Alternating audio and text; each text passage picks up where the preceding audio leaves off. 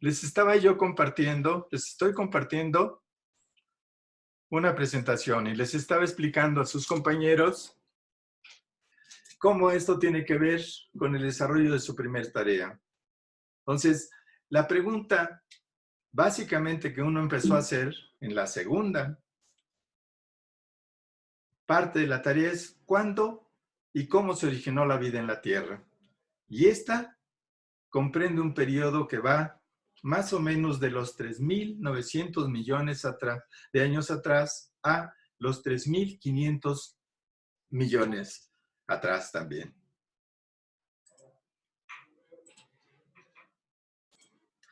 Entonces, el punto es que, ¿cómo sabemos esto? Nosotros lo sabemos por las rocas más antiguas que se presentan en la Tierra.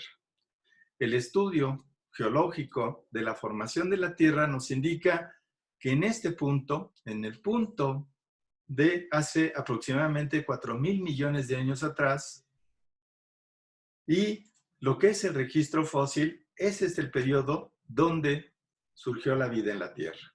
¿Cómo lo sabemos? Por el registro fósil. El registro fósil es el que nos indica dónde ya existía vida más o menos como la empezamos a conocer en la actualidad. ¿Sí? Y aquí tenemos a un autor en la revista Science que se llama Schoff, que encontró microfósiles de algas cianofitas en unas rocas que tienen aproximadamente 3.500 millones de años en ese punto. ¿Qué otra cosa encontramos? Hay muchos otros autores como Ramuschen, Fall, Wallan Lowe. Todos estos, el problema, por ejemplo, es que las evidencias más claras se encuentran con Schoff. Schoff encuentra en unas rocas en Australia, en Sudáfrica y en otros lugares realmente evidencias de lo que puede ser la vida más antigua, lo que se conoce como la vida arqueana.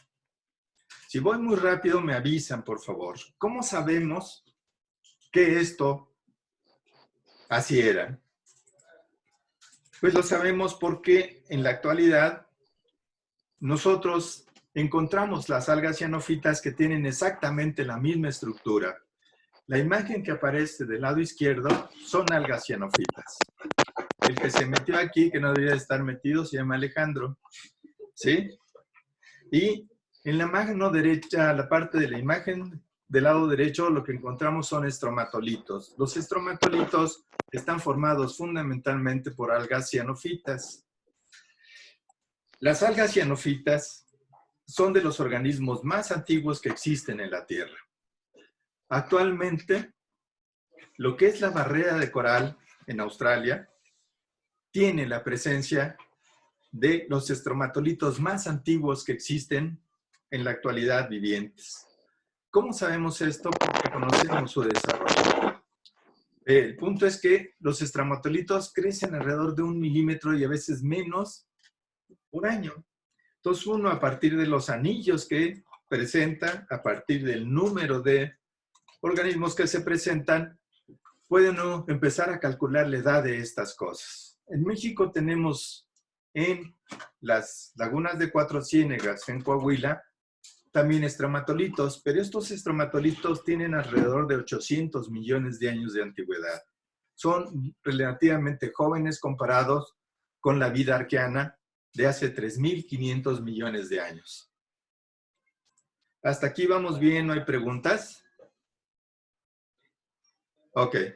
¿Sí me ¿Cómo dijo que se llamaba las que utilizaban para medir la vida que han tenido, bueno, los años de antigüedad? A ver, ¿cuál es la pregunta exactamente, Abraham? O sea, ¿cómo se llaman los que usan como, es que hablo de la barrera de corales, que los utilizan para saber la antigüedad de los algas cianofitas o algo así?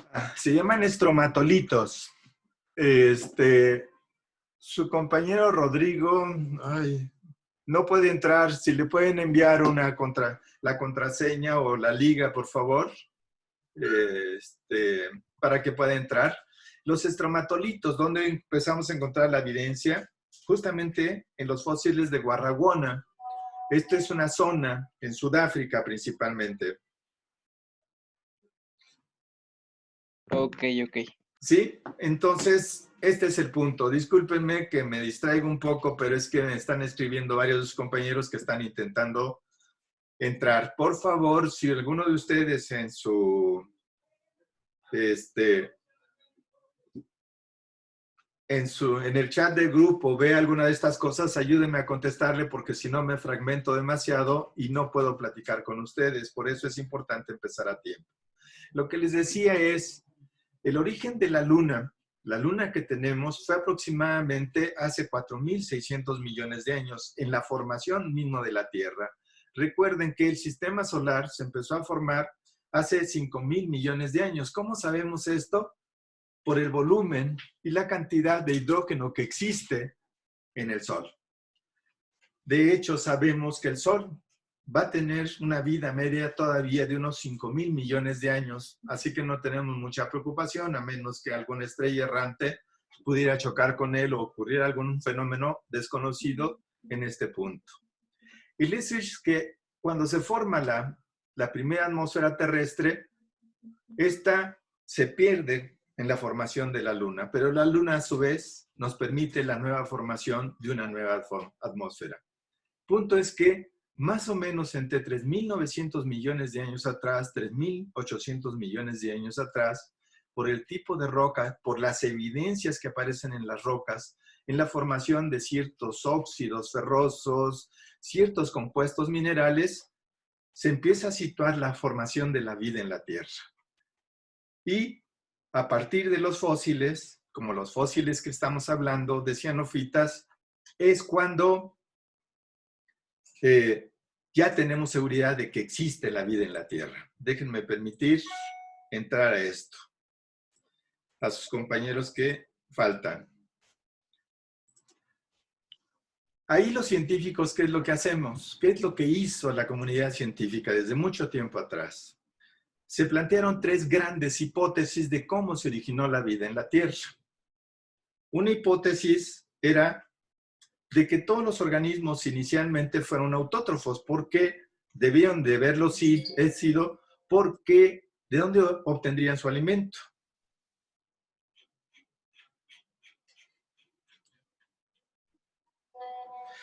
¿Alguien le puede contestar a Rodrigo que está hecho bolas con el enlace?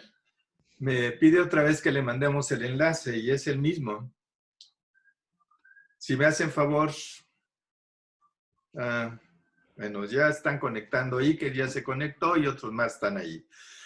Entonces, básicamente lo que plantean es que estos organismos usaban el dióxido de carbono atmosférico para sintetizar sus componentes. Esto es partiendo de que los organismos en la actualidad son organismos que utilizan el dióxido de carbono, estamos hablando de los autótrofos, para poder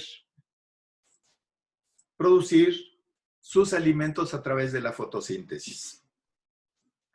Otra de las hipótesis que se plantean los científicos es que eran organismos fundamentalmente heterótrofos, que se formaron a partir de una sopa primitiva de moléculas muy sencillas y a partir de eso empezó una evolución química inicialmente, con selección química inicialmente y después la formación de formas vivientes no exactamente iguales como las que se tenían, pero que sí empezaron a tener algunas de estas características. Se habla de organismos precelulares y se habla de otro tipo de cosas. Y hay una tercera hipótesis, que es la hipótesis de la panspermia o de que la vida llegó de otro planeta, otro universo, etc. ¿Se acuerdan cuando les envié el primer video sobre la dimensión del universo y la posibilidad de que existan matemáticamente, físicamente, multiuniversos, que no seríamos el único universo en este punto? Entonces, hasta aquí, estas son las tres principales líneas de investigación que se ha utilizado en la comunidad científica para saber cómo se originó la vida en la Tierra. ¿Hasta aquí estamos bien o tienen preguntas? Yo, profesor. Dime. ¿Me podría dar alguna información de los autores que desarrollaron la teoría de los organismos autótrofos? Sí, ahorita lo vamos a ver. Entre ellos está un biólogo mexicano en los años 30, el doctor Herrera, que empezó a desarrollar muchas de estas cosas a través de, él le llamó los sulfobios y colpoides. Entonces, ahorita lo vamos a ver en la siguiente diapositiva. ¿Alguien más tiene preguntas? Bueno, en la siguiente diapositiva justamente vemos el boletín. Esto estaba publicado en francés del Laboratorio de Plasmogénesis y fue editado en los años 40. Este es el número 47 y entre ellos estaba un científico mexicano que era Alfonso Herrera. Es de los, digamos, primeros biólogos que existen. Y él a través de esto hablaba de muchísimas formas que se pueden lograr en el laboratorio. De hecho, si hubiéramos tenido tiempo, hubiéramos podido seguir nuestro ritmo normal, hubiéramos podido hacer una práctica, ya sea de coacervados o ya sea de sulfobios o colpoides. ¿Por qué de coacervados? Porque son, se supone, las primeras organizaciones protomoleculares, o sea, previas a esto, que se aislaron del medio físico, del medio químico y del medio en donde circundaban. Entonces, Alfonso Herrera y la plasmogenia, eso es lo que planteaba, que fueron organismos fundamentalmente autotróficos que empezaron a desarrollar. El problema es que hay muchos problemas en esta forma de presentarlo. Sin embargo, las premisas que plantea la plasmogenia son estas tres. Al final de la presentación y después de la discusión, lo que vamos a hacer es, les voy a reenviar esta presentación. Esta presentación la elaboró el doctor Arturo Becerra. Arturo Becerra fue mi profesor de evolución en la Facultad de Ciencias. Arturo Becerra trabaja actualmente en el mismo laboratorio donde trabaja Antonio Lascano. El doctor Becerra trabajó con Lynn Margulis, que es muy importante en la siguiente fase, que es lo que vamos a ver, que es lo que les estaba yo empezando a pedir ayer. ¿Qué pasó después de esto? Porque tenemos una atmósfera compleja. En ese punto ya se formaron las primeras organismos propiamente vivos. Eso quiere decir que existía ya ADN, que existían muchísimas formas de metabolismo. ¿Y qué pasó después? Y eso lo vamos a ver más adelante y esa es parte de las cosas que estamos haciendo. Entonces, ellos planteaban que los primeros organismos debían de haber sido fotosintéticos, pero algunos de ustedes en las presentaciones que estaban buscando en sus líneas de tiempo han de haber encontrado que la fotosíntesis en esa época no era la fotosíntesis que actualmente tenemos. Esta se realizaba a través de ácido sulfúrico, sulfídrico y otros compuestos de tipo reductor. No es la fotosíntesis que tenemos en la actualidad. Sin embargo, como desecho había, entre otras cosas, o ácido sulfúrico o oxígeno en este punto. Como dice aquí en la segunda premisa, es que las proteínas primeras fueron producto del ácido cianhídrico, el NH4SCN, que eso es lo que significa ácido cianhídrico, ¿no? Y el ácido carbónico, el H2CO, que es un intermediario en la fijación del dióxido de carbono. El problema es que todavía no había dióxido de carbono en esas cantidades como las que tenemos en la actualidad y que nos está junto con el amoníaco, junto con los compuestos clorados, produciendo el calentamiento global. Entonces, estas eran las tres grandes premisas de la plasmogenia. ¿Cuáles eran sus evidencias químicas? Las evidencias eran la formación de los aminoácidos. Por ejemplo, en presencia del ácido carbónico, en presencia del ácido nítrico y todo esto, se pueden formar las primeras cadenas de aminoácidos. Esto se puede hacer en el laboratorio. Esto es lo que se empezó a hacer desde hace tiempo.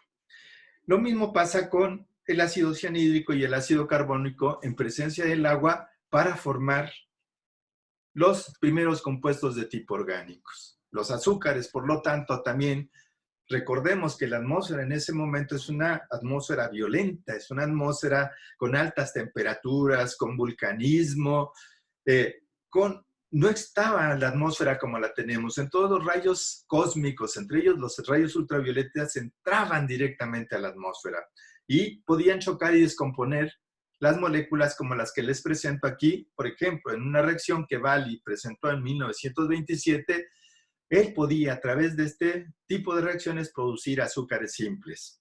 ¿Cuáles son los azúcares? Los monosacáridos, como la glucosa, la fructosa, etcétera. Cosas que vimos el semestre pasado. En fin, a ellos mismos plantean que si el origen de la vida tuvo que ver con el oro de los pobres. El oro de los pobres se les conoce como la pirita. La pirita es un metal que uno puede encontrar en el campo y es dorada, es muy bonita, pero no tiene mayor valor en eso porque es fundamentalmente sulfuro ferroso, pero brilla. Y entonces por eso le llamaban el oro de los pobres. Se encuentra en abundancia, pero no tiene mayor valor económico, a diferencia del oro, del platino, de la plata, etcétera, ¿no? Pero tiene una serie de características físico-químicas que permiten que la mezcla de el sulfuro ferroso y el dióxido de carbono puedan empezar a producir de forma casi espontánea compuestos orgánicos. ¿Cuáles son los compuestos orgánicos que nos interesan? Pues son los aminoácidos, los azúcares, las bases púricas y pirimídicas, los lípidos, fundamentalmente. De ahí ellos mismos planteaban que ya teniendo los compuestos orgánicos, se pudieron haber empezado a crear cadenas o sistemas metabólicos que dieron origen a los primeros organismos autotróficos. Eso es lo que nos planteaba este autor de nombre casi impronunciable. Les digo que les voy a pasar pronto esto. Hay una teoría, que es la teoría que tiene mayores fundamentos, que es la que tiene mayores bases en la actualidad y es en la que más se ha trabajado principalmente, que es la que planteó Oparin, Alexander Ivanovich Oparin, en 1924, en un cuadernillo en la recién creada Unión Soviética, en lo que antes era la Unión de Repúblicas Socialistas Soviéticas, a través de una serie de decretos del Politburó, en la cual se pedían que se hicieran una serie de cuadernillos que pudieran poner al alcance de las mayorías. Recordemos que más del 90% de la gente que hizo la Revolución Rusa en 1917 eran analfabetos, campesinos, eran las masas de analfabetos, pero que ayudaron al Partido Comunista en ese momento a tomar. Y entre muchos de sus logros fue este libro del origen de la vida. Al año siguiente o 2 años después, Haldane o Haldane, en Inglaterra, por estas cuestiones de que los ingleses y los rusos nunca se han llevado muy bien, que digamos, y siempre ha habido problemas de competencia ideológica, económica, etcétera, siempre han estado teniendo muy poca comunicación. Haldane prácticamente al mismo tiempo publica algo muy parecido. ¿Qué plantean ellos? ¿Por qué es tan importante esta teoría sobre el origen heterotrófico? Lo que plantean es que en un principio la Tierra cuando se estaba enfriando pues, tendría una atmósfera reductora. ¿Qué significaba con esto? Era ausente principalmente de oxígeno. No era la atmósfera que tenemos en la actualidad. Esta atmósfera reductora estaba compuesta principalmente por amoníaco, ácido sulfúrico, agua, un poco de dióxido de carbono, etcétera. Era una atmósfera principalmente reductora donde el oxígeno no estaba libre. Y lo que planteaban es que a partir de las condiciones de calor intenso por las erupciones, de los rayos cósmicos, todo esto empezó una síntesis de compuestos orgánicos que formaron en charcas, en partes del océano, en pequeñas lagunas y todo eso, porque se estaba formando la Tierra, se estaba formando la corteza terrestre. A partir de eso, Mateo, por favor, desconecta un momento tu micrófono porque si no, no se nos mete mucho ruido. Gracias. Entonces, a partir de esta sopa de compuestos que se empezó a sintetizar, es como si tuviéramos una olla donde metemos varios compuestos y estos empiezan a hervir, subían a la atmósfera, se enfriaban, chocaban con los rayos cósmicos, etc. Aquello era realmente lo que podría pensarse en un lugar medio infernal. A partir de esto se formaron los primeros heterótrofos. Eso es lo que planteaba 1924 Oparin, 1925-26 Haldane en Inglaterra. ¿Cómo empezó todo esto? ¿Cómo sabemos todo esto? Ahora sabemos cómo se formó el universo. Y se habla de la famosa explosión, el Big Bang, en el inicio de los tiempos de nuestro universo. Y en una pequeña fracción de segundo hubo una enorme inflación. ¿Se acuerdan del primer video que les mandé? De cómo es la dimensionalidad. Estamos hablando de 380,000 años. Eso hablaron de una pequeña fracción. La formación del universo se llevó, universo conocido hasta el momento, 13.7 billones de años, o sea, 13.700 millones de años principalmente. A partir de esto, nosotros empezamos a estudiar qué onda con el universo.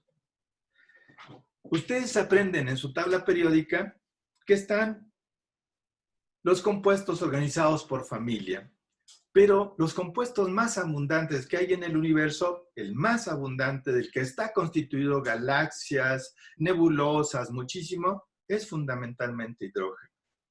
También existen sales como magnesio, sodio, potasio, calcio, y los otros elementos más importantes son boro, carbono, nitrógeno, oxígeno, flúor, fósforo, azufre, cloro, fierro, cobalto, níquel, cobre, zinc. Esos son de los más abundantes que hay en el universo. ¿Por qué son importantes? Porque el famoso Chomsky, el famoso carbono, hidrógeno, oxígeno, nitrógeno, azufre y fósforo, es de lo que más abunda en el universo.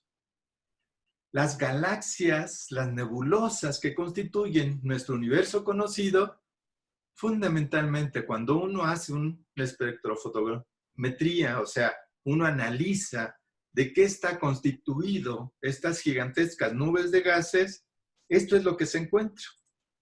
En el universo existen una enorme cantidad de compuestos orgánicos en las nubes, en las galaxias, en todo esto que nosotros tenemos como universo conocido. Está el hidrógeno, los radicales libres, OH, etcétera, compuestos orgánicos, aminoácidos, etcétera, etcétera, etcétera.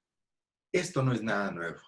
Encontramos aminoácidos, encontramos fulerones, que son los precursores de compuestos orgánicos complejos, como las bases púricas y pirimídicas. Encontramos muchísimas cosas en toda esta cosa y encontramos hasta moléculas de ARN en formación.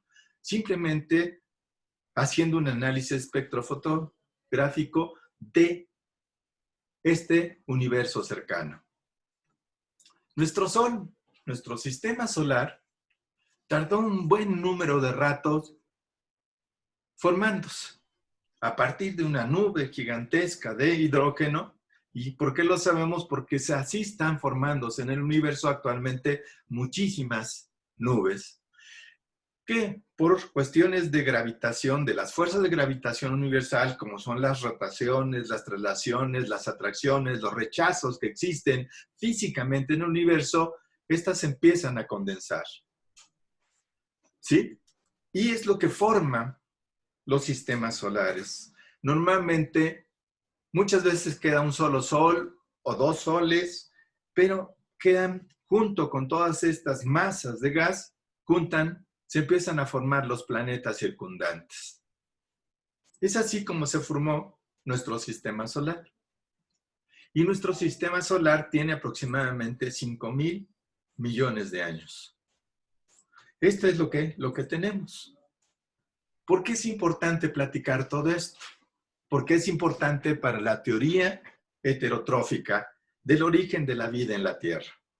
Porque en nuestro sistema solar tenemos restos de lo que pudo haber sido un gigantesco planeta o un grupo de planetas o escombros de planetas o del mismo sistema solar constituidos principalmente de asteroides y cometas.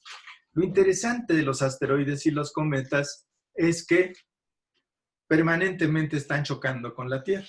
Por ejemplo, el cráter de Arizona, aquí no se ve muy bien, pero esta es una carretera que viene a un centro de estudio. El cráter tiene 8 kilómetros de diámetro. Eso quiere decir que el meteorito que cayó ahí, el asteroide que cayó ahí, era de muy buenas dimensiones.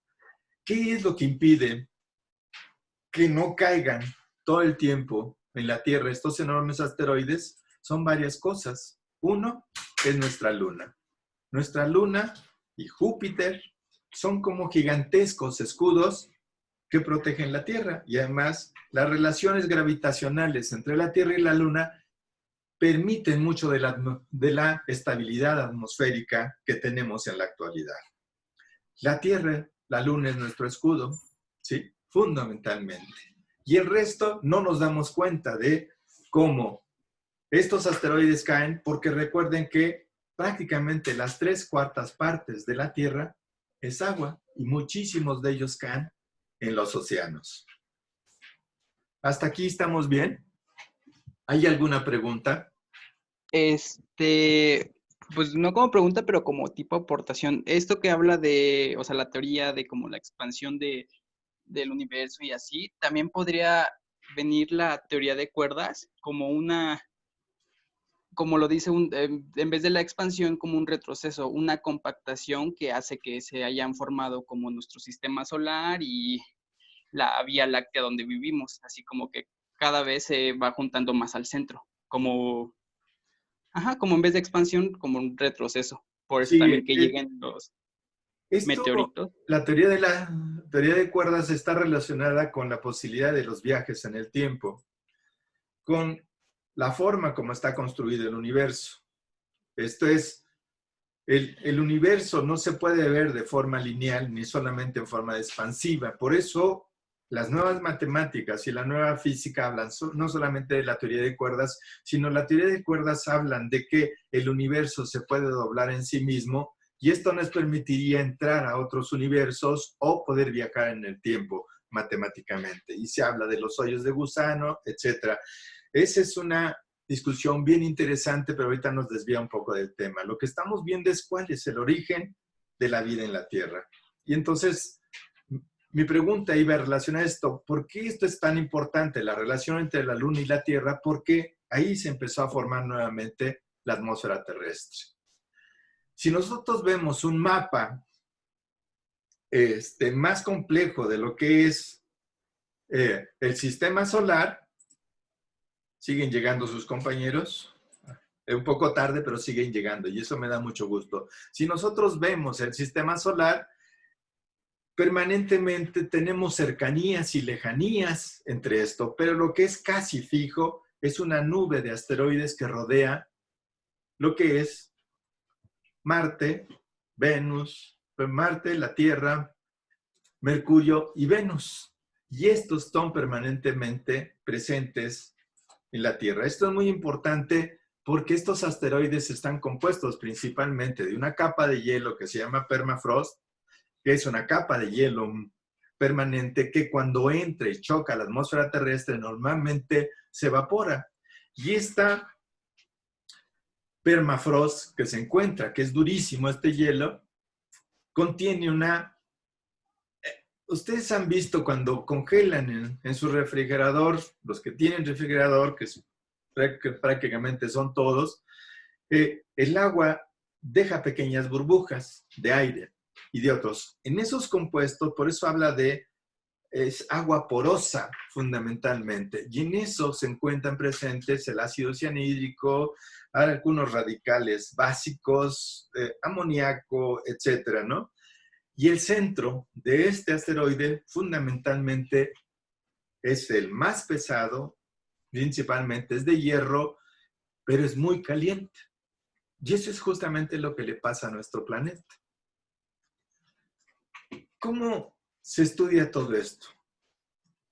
Por ejemplo, este pequeño meteorito, el meteorito de Murchison, tiene una edad de 4.6 por 10 a la 9 años. Esto quiere decir 4.600 millones de años. Cayó en Australia y si ustedes se fijan en la escala, no tiene un tamaño mayor a una pelota de béisbol. Es chiquitito, es pequeñito, ¿sí? Tiene unos 5, entre 5 y 7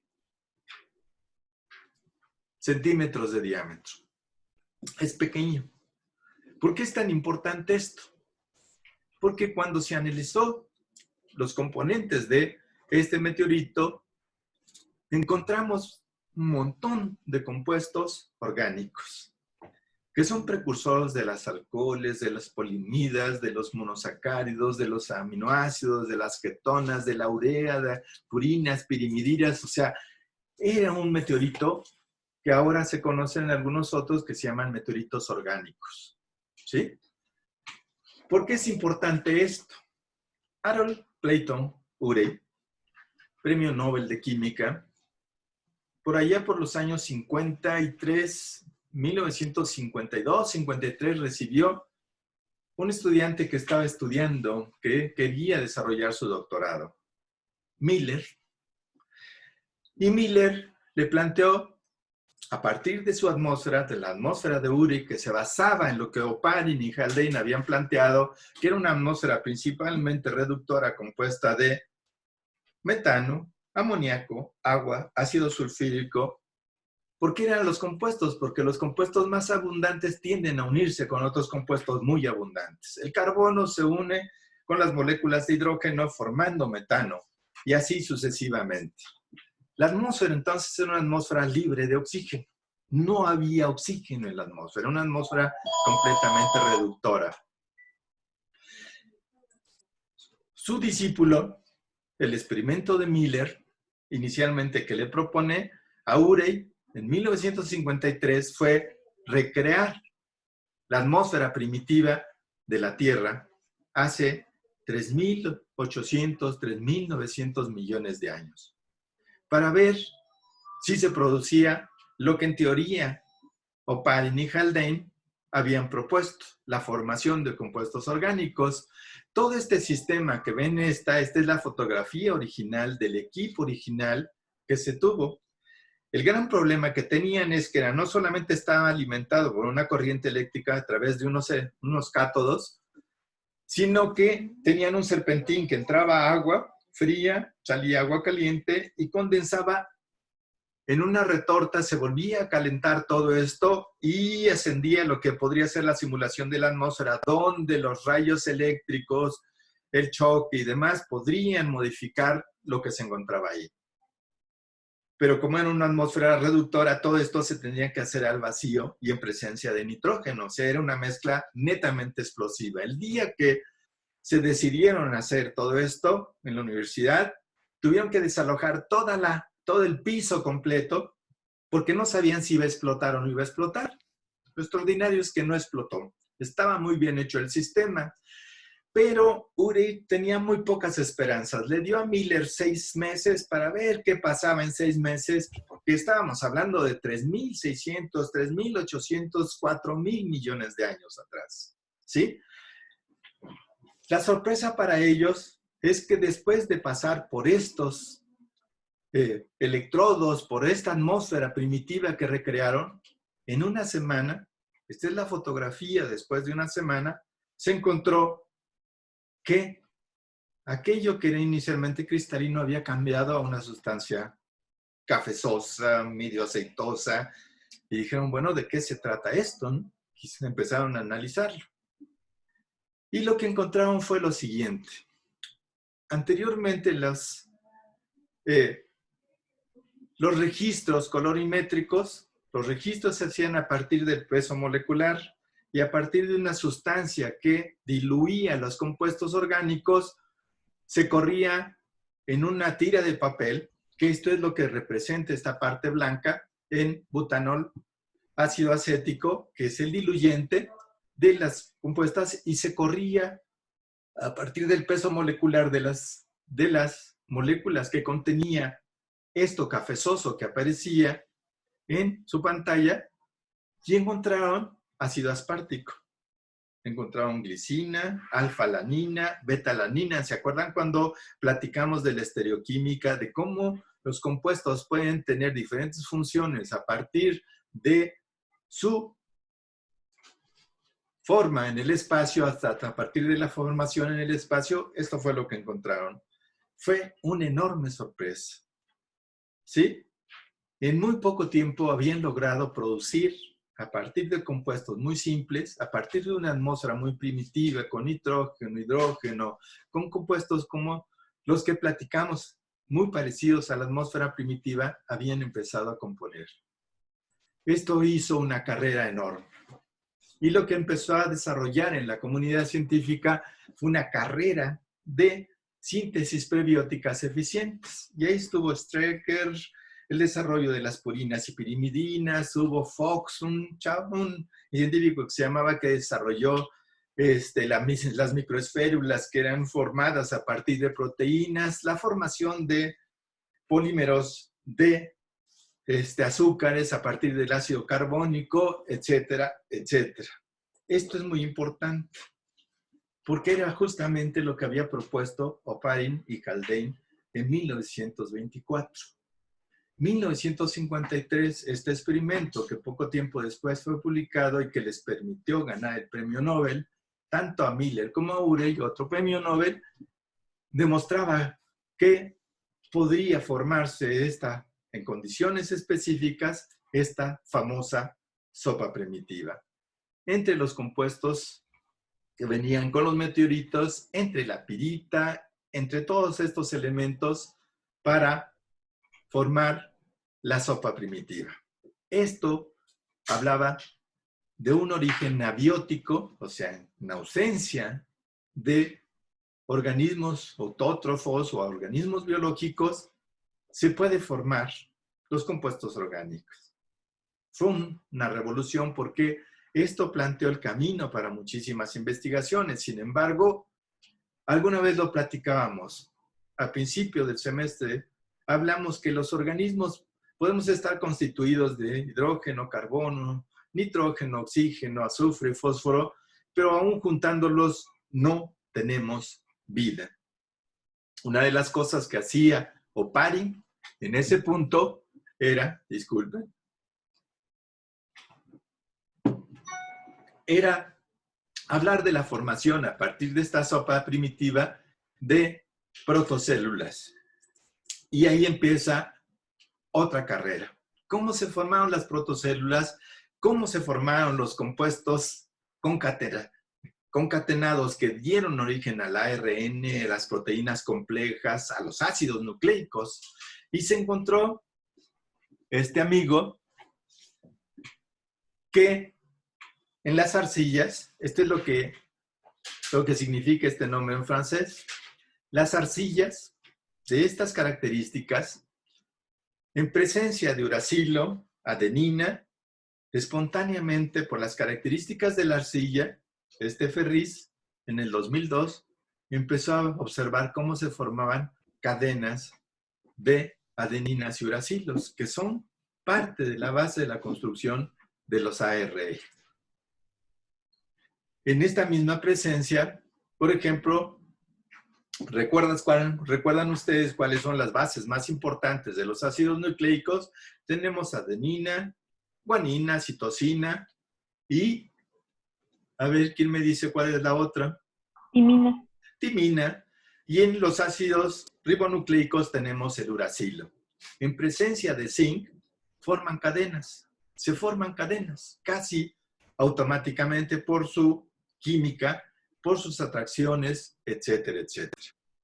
Entonces, esto es muy importante, porque estos son los precursores de los compuestos anfifílicos. ¿Qué significa esto? Un compuesto anfifílico son compuestos, digamos, que son polares de un lado y no polares del otro. Son los compuestos que constituyen básicamente una membrana. ¿Se acuerdan que las membranas plasmáticas están constituidas por fosfolípidos, que una parte es hidrofílica y otra parte es hidrofóbica? Ese es un compuesto anfifílico.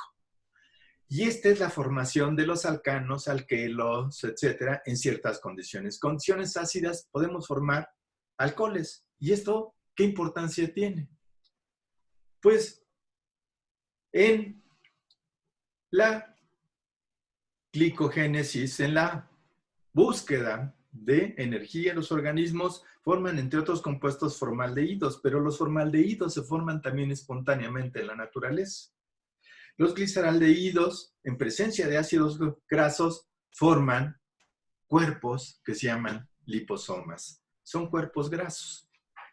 Y estos cuerpos grasos, llamados liposomas, en el químico, tienen una parte hidrofóbica y otra parte hidrofílica. Y forman pequeñas microesférulas. Este podría ser la formación de la que nos hablaba Oparin y su equipo.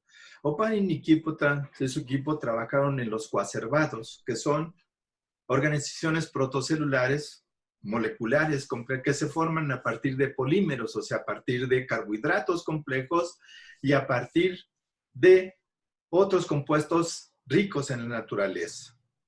Y se forma una especie de membrana. Teniendo una membrana, ellos siguieron sus experimentos y ponían cerca de estas microesférulas que se formaban cerca de estas organizaciones que no son tan regulares como aparece aquí, porque esto es un esquema. Ponían cercano, por ejemplo, ponían clorofila como la que conocemos actualmente. Y esas organizaciones moleculares, ahí teníamos que hacer una práctica de ver cómo absorben ciertas sustancias. Y lo extraordinario que observó su equipo en 1924, 1925, es que la clorofila, ya estando dentro de estas organizaciones protomoleculares, empezaban a oxidar, empezaban a producir oxígeno. No había metabolismo, no había ARN, no había otras cosas, y sin embargo, muchos compuestos empiezan a interaccionar con otros compuestos. Estas son parte de las pruebas que se fueron desarrollando para empezar a hablar de cómo se originó la membrana, de cómo se originaron la posible vida en la Tierra.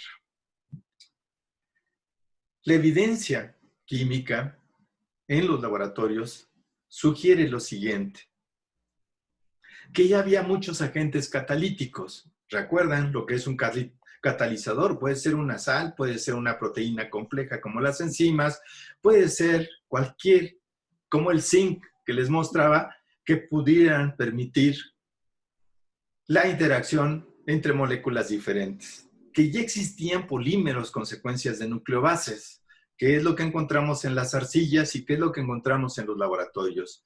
Y que había compuestos formadores de membrana. Esto quiere decir protocélulas, que se empezaron a formar en los laboratorios. Pero tenemos un problema serio. ¿Se acuerdan cuando estudiamos este rompecabezas que les costó tanto trabajo entender?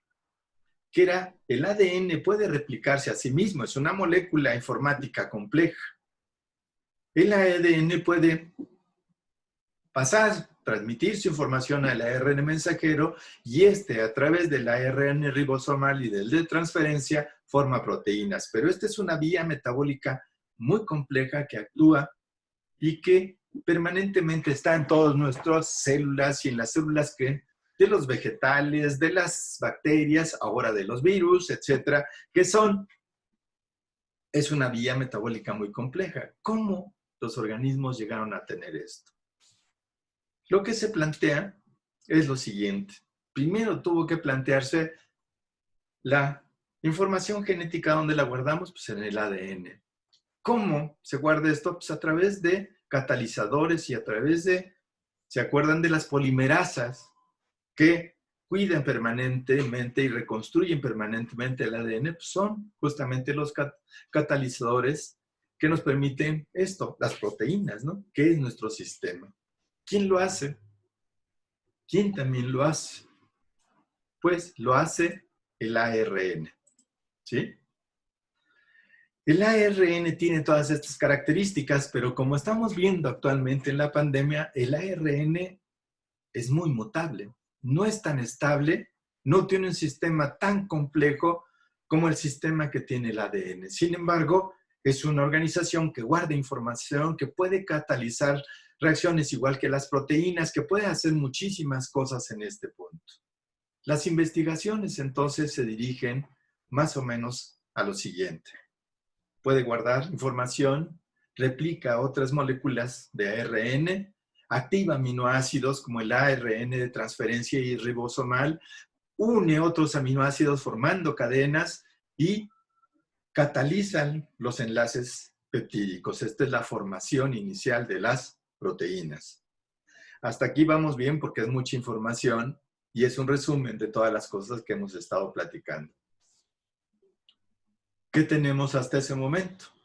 Si ustedes van al súper, al que ustedes elijan, buscan una sopa Campbell que diga sopa primitiva. Y entonces a partir de eso se puede empezar a desarrollar esto. El problema es cómo saltamos de la sopa primitiva a el mundo del ARN. Ahí hemos topado con pared. Las investigaciones de punta están puestas justamente en estas grandes preguntas. Todavía no se sabe. Ya se tienen vías de catalización, ya se conocen experimentos, ya vimos bastantes cosas. Pero de ahí a la síntesis del ARN a proteínas es muy complejo. Y de ahí al ADN, ARN, proteínas y células es todavía más complejo. Eso sería entender proteínas. Eso sería entender la vida. Entonces, la investigación se encuentra en este punto. La sopa primigenia o prebiótica, los catalizadores y replicadores del ARN y el mundo del ARN. Existen muchas preguntas y es donde se encuentra en este momento centrada toda la investigación científica de este campo del conocimiento.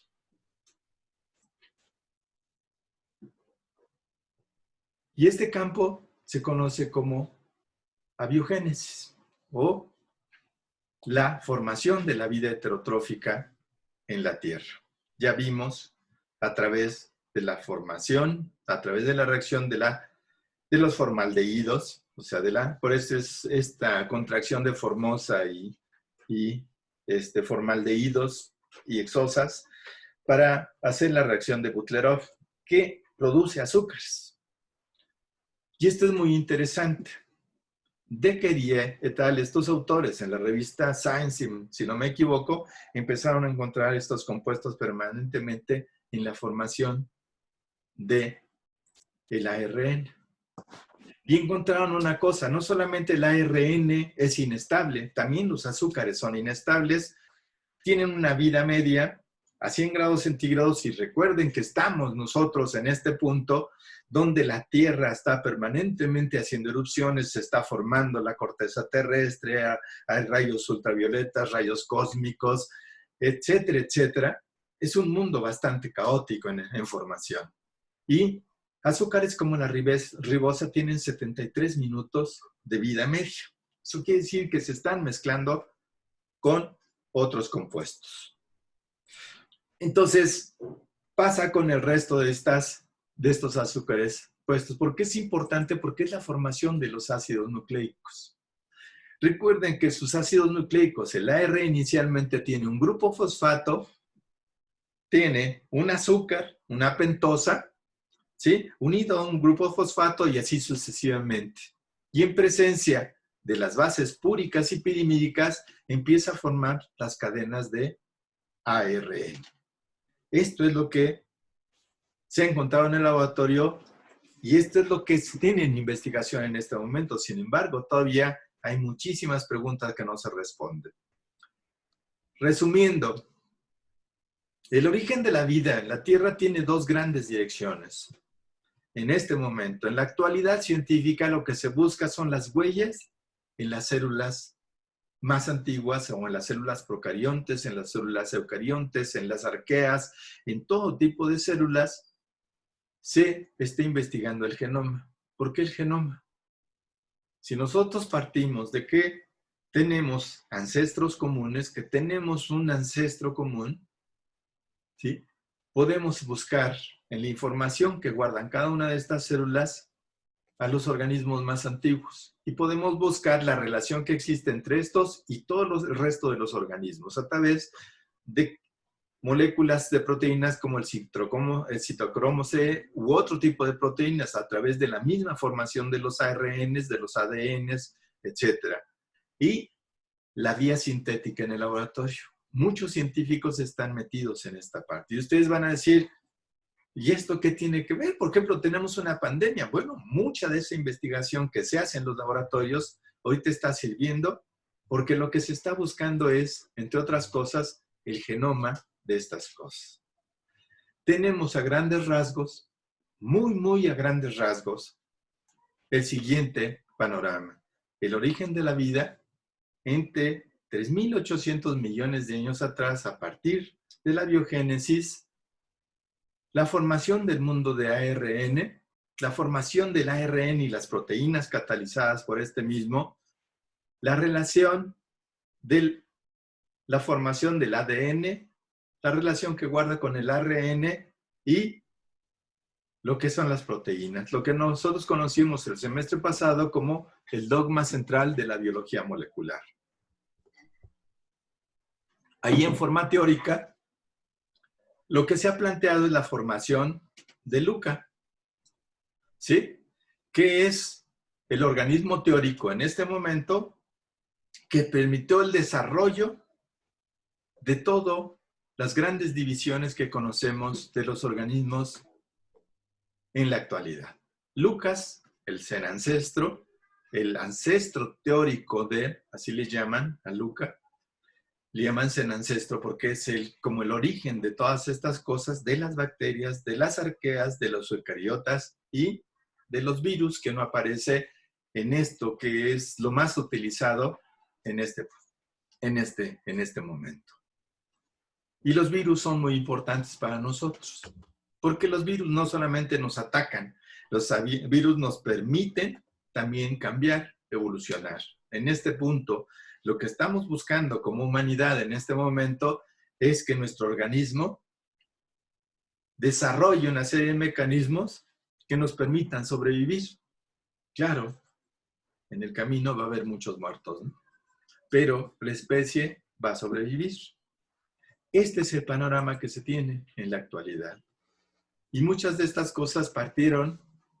Este es el primer organismo datado. Esto es, si ustedes ven, el primer organismo que es el virus de influencia de la hemofilia, el KW20, tenía el equivalente a 1.8 megabytes de información. Es muy chiquito. Cada una de estas listas, ¿sí? Esto fue publicado en 1995. Es el primer mapa genético de un organismo. Era muy pequeño, pues evidentemente, las herramientas. Yo me acuerdo cuando estudiaba y ustedes van a decir, uy, hace un montón. Sigo estudiando. A varios de mis compañeros les he dicho porque estoy tomando en la actualidad un par de cursos en línea de la Universidad de Stanford.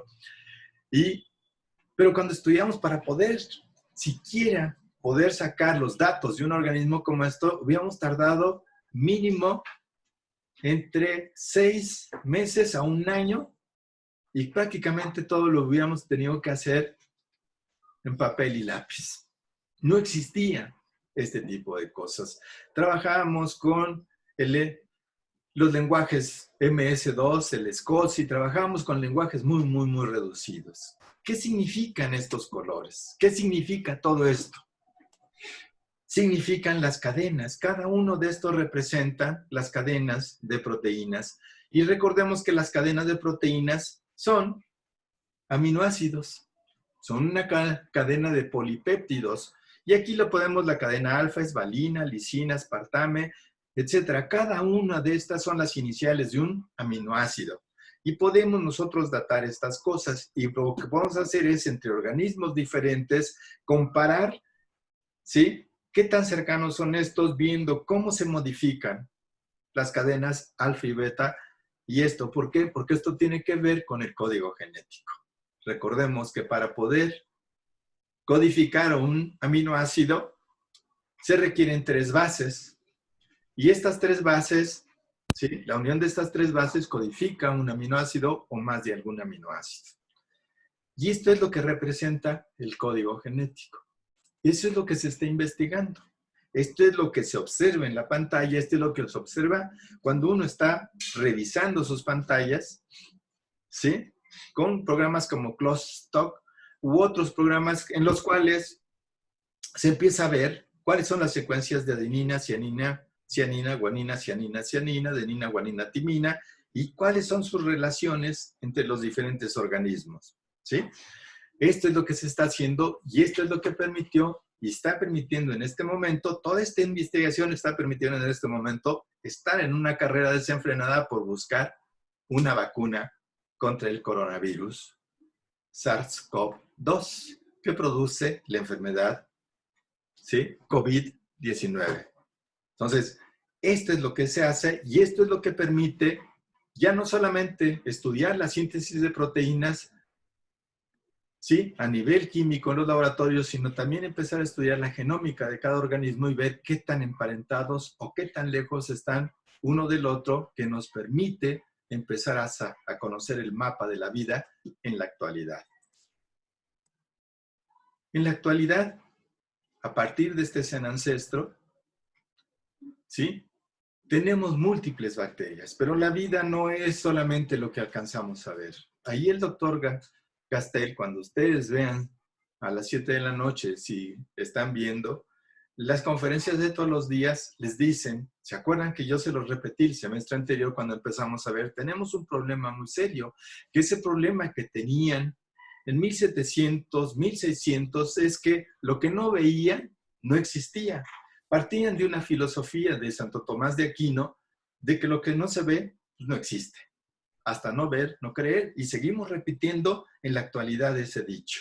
Por eso cuando les digo, la mentalidad de repente que nosotros guardamos, la mentalidad que ustedes proponen, es una mentalidad que está anclada todavía, por falta de conocimientos científicos, en el siglo XVII, en el siglo XVIII, filosóficamente, científicamente hablando.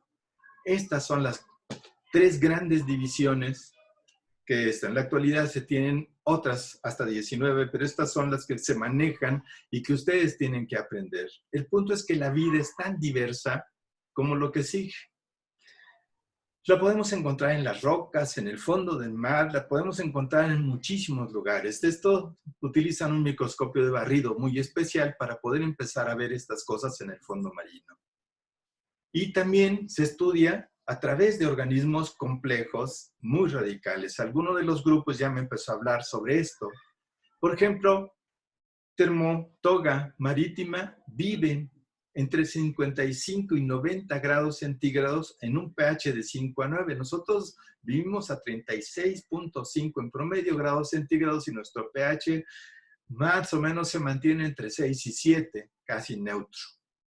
Pero tenemos organismos tan complejos como Acidianus infernus, que puede vivir a temperaturas muy elevadas y en pHs muy, muy, muy ácidos, o en otros que son muy, muy básicos. O esta, que es extraordinario su nombre, que vive el Pirococcus satanicus, que vive a temperaturas de 100 a 118 grados centígrados. La vida no solamente tiene una manifestación, tiene múltiples manifestaciones. Por eso es tan complejo definir esto y estamos en esa batalla desde el primer semestre. Pues, primero descubrimos una dimensión diferente a la que empezamos a trabajar. Y ahora unimos espacio-tiempo para empezar a entender fenómenos tan complejos como es la vida, la evolución de la vida y la evolución de la diversidad en la Tierra.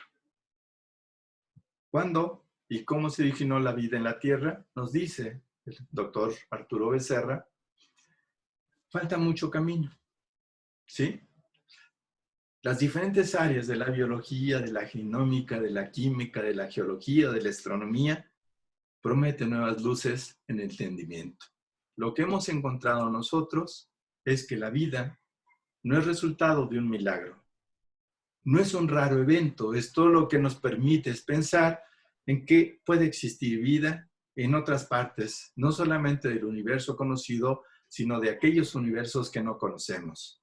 Y esto es lo extraordinario de la ciencia, les amplía permanentemente su espacio de conciencia. La ciencia no tiene dogmas. A diferencia de las creencias, a diferencia de estas cosas, la ciencia, una buena ciencia, parte de buscar permanentemente la objetividad, de comprobarla y hacer que todo el mundo empiece a entender pruebas, etcétera, etcétera, y las pueda repetir en cualquier parte del mundo. Es el resultado de un proceso evolutivo. De eso se trata la siguiente tarea, ¿sí? Y la tarea, por ejemplo, que nosotros tenemos es, bueno, ya tenemos los organismos vivos, 3.500 millones de años atrás. ¿Qué pasó en la Tierra en ese momento? De ahí que les estoy planteando que ustedes con los elementos de la línea de tiempo física, de la línea de tiempo histórica, si se dan cuenta, tuvieron un problema serio en el último milímetro de sus 5 metros. En el último milímetro y en una parte muy pequeña de ese milímetro es cuando hemos registrado históricamente todos los acontecimientos de cómo se formó la vida en la Tierra, de cómo se formó la historia, el arte, de cómo cobramos conciencia de no existencia en el mismo universo. Es extraordinario, pero es hasta el último momento. Eso quiere decir que la evolución no tiene una línea permanente. Alguien me preguntaba hace poco que si pensaba que el coronavirus nos iba a extinguir, posiblemente como especie, un organismo como esto puede llevarnos a la extinción. No es el caso. Creo que vamos a sobrevivir, así como hemos sobrevivido a otras pandemias a lo largo de la historia de la humanidad, ¿sí? Pero en algún momento la vida va a continuar de múltiples formas, de múltiples maneras, porque es parte, ¿se acuerdan cuando empezamos a ver los niveles de organización? Es parte de la naturaleza de la materia. Como decía Lavoisier, sí, la materia no se crea ni se destruye, solo se transforma. Y la relación materia-energía son únicas. Y la relación que tenemos entre materia y tiempo también son únicas. Entonces los eventos se construyen a partir de procesos históricos. Esto sería lo que tenemos. Le damos muchas gracias al doctor Becerra, indirectamente a Antonio Lascano,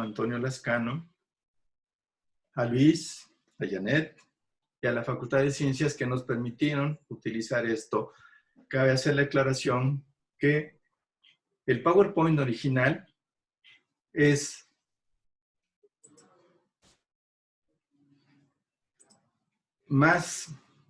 está en inglés y esta es una traducción libre que yo hice con algunas pequeñas modificaciones para poderlo adaptar a lo que estamos aprendiendo y a lo que nos estamos enfrentando en nuestro curso, principalmente. No sé si quieren hacer preguntas, ya se durmieron, es demasiada información, en fin. ¿Hay alguien vivo por ahí?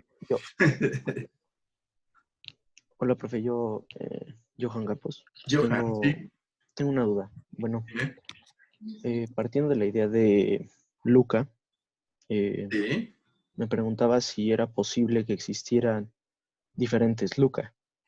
Porque, bueno, de haber solo uno, todos hubieran sido idénticos al padre y nunca hubiera existido una evolución. O sea, no habría, digamos, partiendo de la idea de variabilidad genética de Darwin, ¿sería posible? Sí, es bien probable. De hecho, yo estoy convencido de que eso pasó. ¿Por qué? Porque lo vemos actualmente. Lo vemos en nuestra propia especie. Nuestra especie es muy variable. Todas las especies son variables. Entonces, cuando hablamos de Lucas, es un organismo teórico del cual tenemos que partir, así como se partió de la concepción teórica de un gen para empezar a estudiar qué onda con esta cosa de la genética, qué onda de la biología, de la bioquímica, de la genética, cómo están emparentados. Entonces, se planteó una cuestión netamente teórica. En este caso, Lucas es un organismo teórico que representa quizás a cientos, miles, millones de manifestaciones de formas de vida. ¿Cómo es que sobrevivieron estas organizaciones? Porque fueron mucho más eficientes. Y ese es, después de que terminemos de ver qué pasó en la Tierra, cómo se desarrolló los nuevos tipos de células, cómo se formó, porque hasta ese entonces, ¿qué tipo de células encontramos hace 3.500 millones de años? ¿Cuáles son las células que encontramos? Son células muy sencillas, son procariontes principalmente, no tienen un núcleo definido, son mucho más sencillas de lo que nosotros nos encontramos en la actualidad. Pero ahora encontramos células enormes, unidas a tejidos, formando organismos, formando poblaciones, formando organizaciones muy, muy, muy complejas. Claro, en ese punto, todas estas organizaciones, todos estos Lucas teóricos que están ahí, tuvieron que haber, a través de un proceso ya de selección natural, esto quiere decir de selección biológica, ya no solamente de selección química, de aquellas formas moleculares que fueron más eficientes para poderse mantener establemente y formar organizaciones cada vez más complejas, sino en este caso este organismo, que es el representante de múltiples organismos, empezaron un proceso de selección natural que dio origen y al desarrollo de esto que empezamos a presentar como las tres grandes divisiones, bacterias, arqueobacterias y nosotros que estamos en los eucariontes, ¿sí? Entonces, este es el punto. Este es lo que nosotros tendríamos que empezar a platicar. Y este es el enfoque que necesitamos. Por eso les digo, ¿qué pasó después de esta cosa? ¿Cómo llegamos a que la Tierra tuviera oxígeno? Sí, partimos de una atmósfera que era reductora, principalmente reductora. Partimos de organismos que empezaron a hacer fotosíntesis, pero la fotosíntesis no era igual a la fotosíntesis que se hace en la actualidad, que los organismos más abundantes visualmente o los organismos más actuales hacen en la actualidad. La fotosíntesis en condiciones oxigénicas. En aquel momento, en ausencia fundamentalmente de oxígeno. ¿Sí? ¿Sí me explico? Bueno. Sí, profe. Entonces, por eso les digo, la biología y el estudio de esta complejidad que empezamos a tratar de abordar, que es el origen de la vida, que es la evolución de los organismos, requiere que empecemos a unir todas las partes de rompecabezas que empezamos a construir el semestre pasado. Que empezamos por las cosas más simples, átomos, a moléculas, a biomoléculas, ¿sí? A organizaciones llamadas células a tejidos, a individuos, ¿sí? Que antes tuvieron que formar órganos, aparatos, sistemas, después se formaron poblaciones, comunidades. Estas comunidades organizadas en poblaciones empezaron a tener relaciones todo el tiempo, durante miles de millones de años, relaciones complejas con su ambiente. Y esto es lo que estudia la ecología y eso es lo que trataremos de abordar en los próximos semestres. Profe, aquí Johan de nuevo. Sí. Bueno, me surgió otra duda. Ajá. Bueno, que es con respecto a, con la teoría del ARN catalítico. Sí. Bueno, sabemos que los virus están formados, pues básicamente ya sea por ADN o por un ARN. Sí. Y bueno, mi duda es si es posible que los virus hayan infectado arqueobacterias o bacterias y hayan formado otros tipos de vida. Porque, bueno, partiendo de la teoría de que primero fue el ARN, como, o sea, no sé si me explique. A mí me nace la idea de que, bueno, el ARN, tiene igual cierta importancia en la evolución y selección natural porque no es una cadena tan compleja como el ADN y eso ayuda a una modificación más instantánea, por así decirlo, en las especies y así a nuestra evolución. Sí. Miren, traten de... ¿alguien me puede decir cómo regresamos a...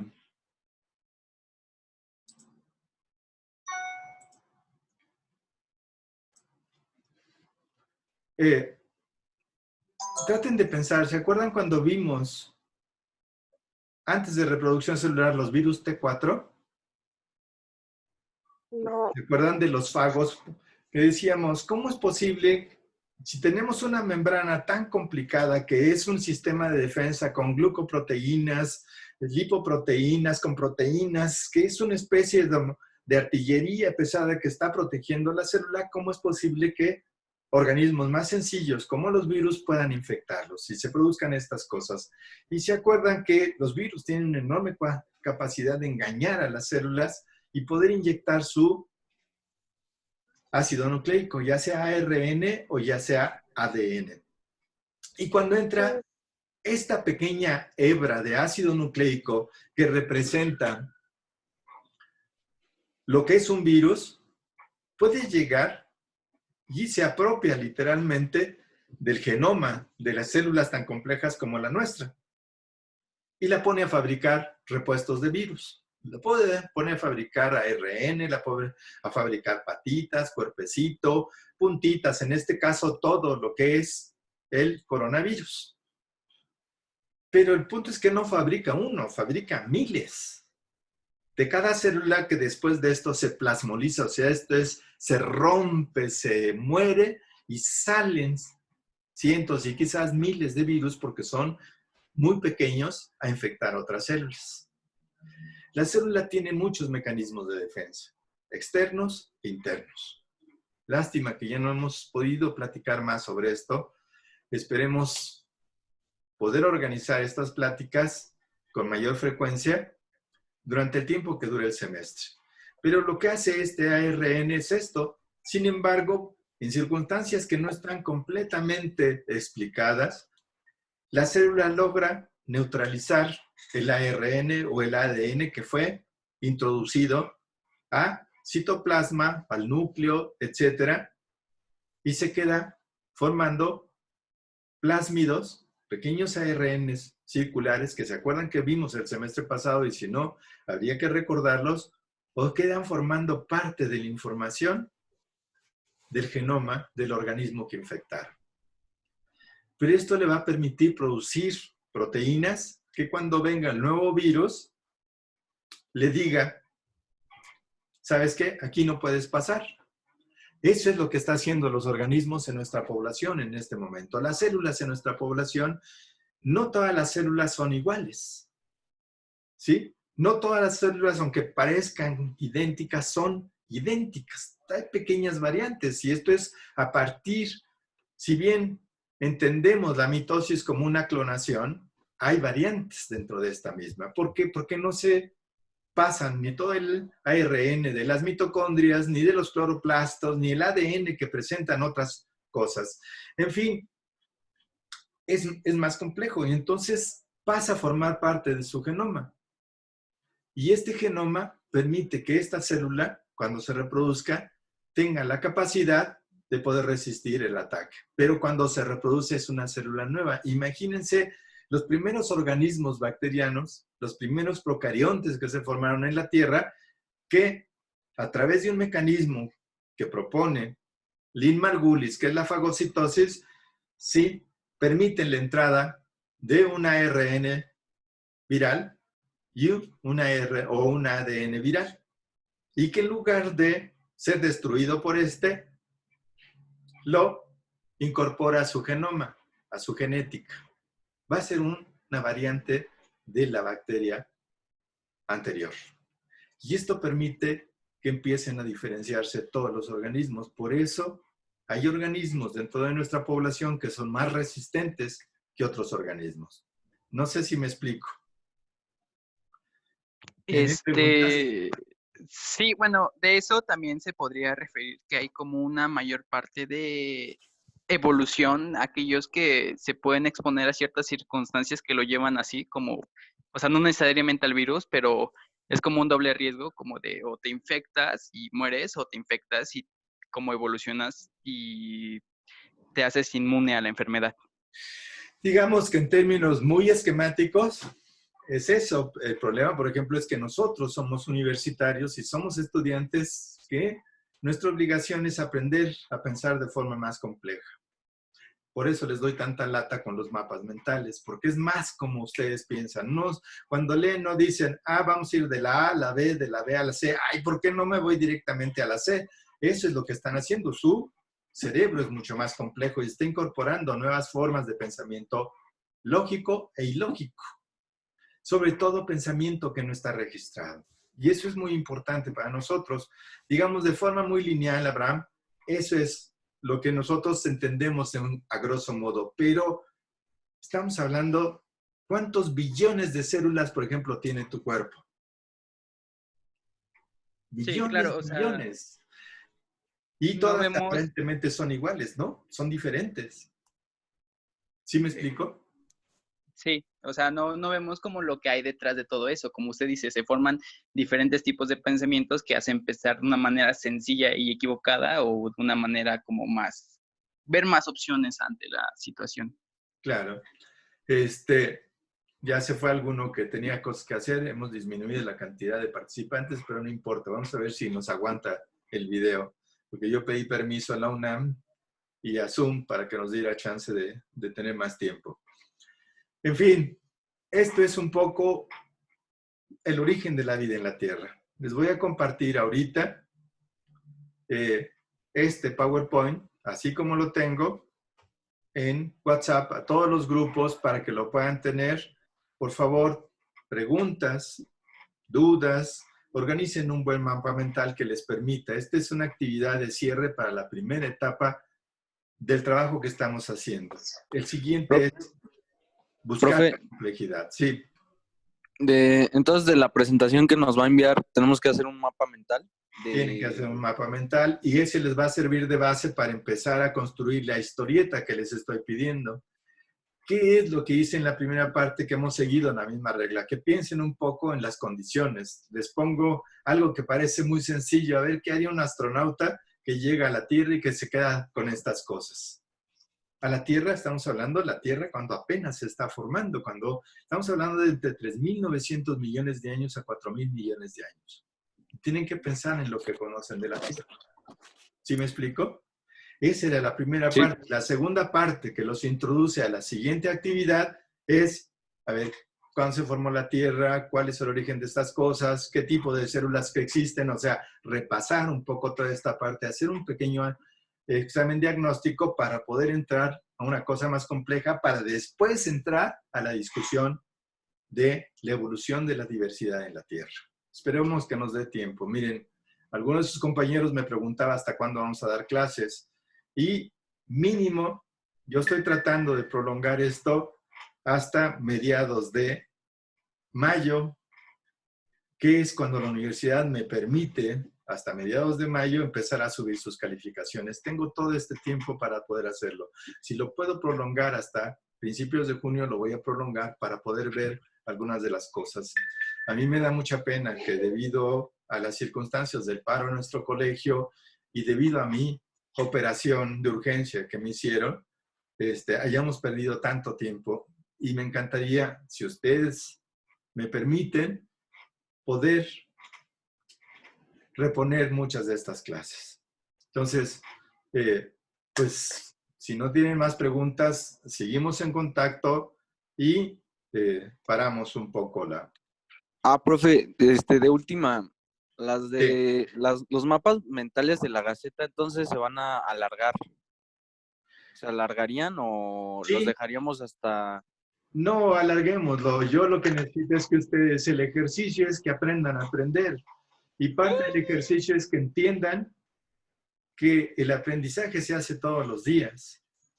No es algo de que yo me pongo una noche a estudiar porque quiero pasar el extraordinario mañana. Así no se aprende. Se aprende, como ven, el avance de la ciencia, estamos hablando de hace 150 años, ha sido muy, muy, muy lento. ¿Verdad? Y Sí, entonces profe, eso ok. se construye cotidianamente. Entonces, si pueden hacerlo, adelante. Mantengan, por favor, la evaluación que propusimos y mantengamos también la evaluación que tenemos por equipos para poder tener las herramientas. Cuando la universidad me pida qué hicieron sus alumnos, presentarles las evidencias. Esto es lo que hicieron, por eso tienen 10, por eso tienen 8, por eso tienen 9, etcétera, ¿no?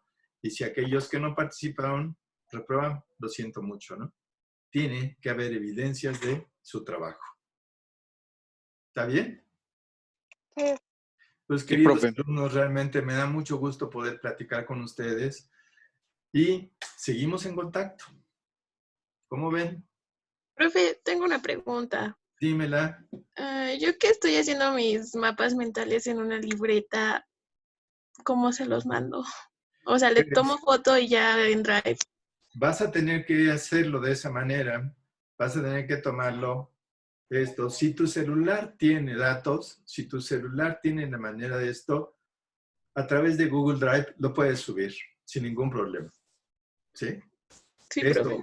utiliza tu celular como si fuera una computadora. Si eso no es posible porque es muy complicado, porque es muy pequeño, porque tus datos no son suficientes, tómales fotos y súbelas, sube las evidencias de tus tareas, de tus gacetas, de el trabajo de equipo, etcétera, ¿no? Sí. Vale. Perfecto. ¿Más preguntas? Sí, profe. Pues les agradezco mucho su paciencia. Espero que hayan entendido. Nos estamos hablando. Cuídense. Profe, Buenas tardes. ¿Qué pasó? sobre el resine que tenemos que, bueno, de esta semana y de la semana pasada que nos envió, a mí me parece que el video está bloqueado. Sí, en algunos les ha parecido eso. Utilicen, busquen. Hay uno de National Geographic sobre el origen de la vida que es bastante bueno. Úsenlo. También hay otro que no es tan bueno, pero es bastante adecuado para lo que están haciendo de History Channel, que también pueden utilizar. Siempre el tema es lo importante, el origen de la vida en la Tierra. Ok, gracias. No, que estén muy bien, cuídense, buen provecho y estamos en contacto. Adiós, profe. Adiós. Provecho. Gracias, Adiós, profe. profe. Bye. Bye. No salgan de su casa, tomen agua. Sí, y lávense las manos. Mantengan su sana distancia. No se mueran, por favor. Coman sano. Solo con manzana. Adiós, jóvenes.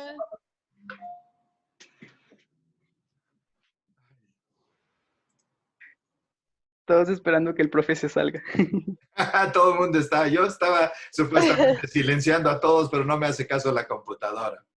Y estaba buscando la manera de ver dónde está guardándose esta cosa. Bueno, voy a regresarlo. Nos estamos hablando, jóvenes. Bye. Bye.